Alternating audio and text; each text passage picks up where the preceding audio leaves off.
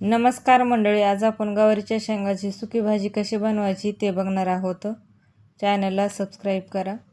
इथं मी गवारीच्या शेंगा खुडून घेतलेल्या आहेत आणि स्वच्छ धुवून घ्यायला लागले. शेंगा स्वच्छ धुवून घेतलेल्या आहेत, पाणी वितळण्यासाठी चाळणीमध्ये टाकलेल्या आहेत. इथं गॅसवर तवा गरम करायला ठेवला होता, त्यावर शेंगा भाजून घ्यायला लागले. शेंगा कढईमध्ये भाजल्या तरी चालते, पण मी तव्यावरच भाजून घ्यायला लागले.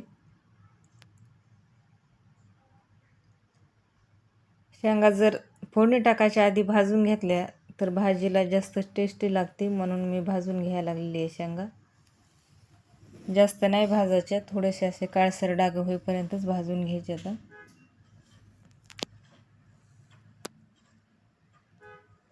हे असे शेंगा भाजल्यात आणि छान असे ह्याला डाग पडलेले आहेत थोडेसे. आता फोडणी मारून घ्यायची.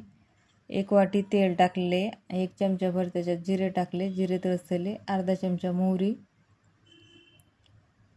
थोडासा लसूण बारीक कुटलेला. लसूण तेलामध्ये तळसू द्यायचा आहे. आता याच्यामध्ये बारीक चिरलेला 1 कांदा आहे. कांदा तेलामध्ये भाजून घ्यायचा आहे. कांदा जास्त करपू द्यायचा नाही, लाल नाही होऊ द्यायचा, फक्त कांद्याचा कच्चापणा काढायचा आहे. असं तेलामध्ये कांदा भाजलाय.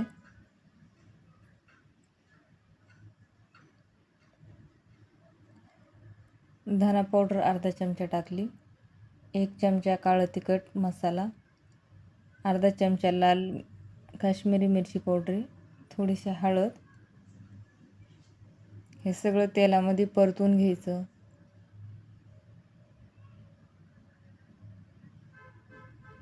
रंग खूपच छान आला ह्याचा.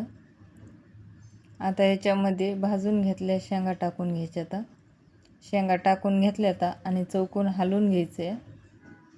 सगळं एकजीव करायचे, मिक्स करायचे शेंगा आणि कांदा.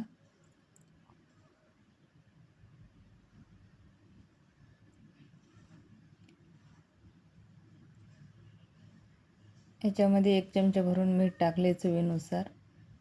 आता परत एकदा उलटण्याने हलवून घ्यायचे सगळीकडून.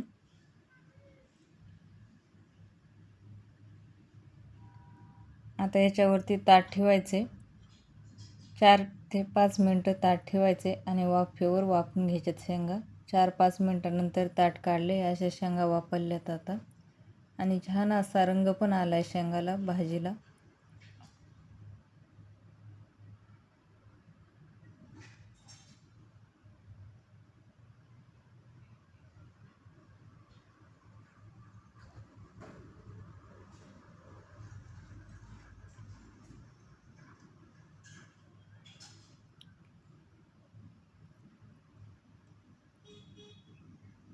आता याच्यामध्ये शेंगदाण्याचा मोठ्या साईजचा कुट्टा टाकून घ्यायचा आहे. 1 वाटी मोठ्या साईजचा कुट्टा टाकून घेतलेला आहे मी, जाडसर. आणि परत एकदा हलवून घ्यायचे आणि 2 मिनटं ताट ठेवायचे.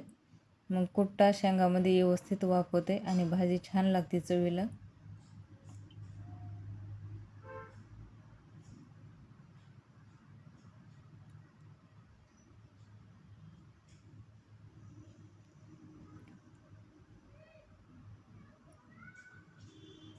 भाजी तयार झाली.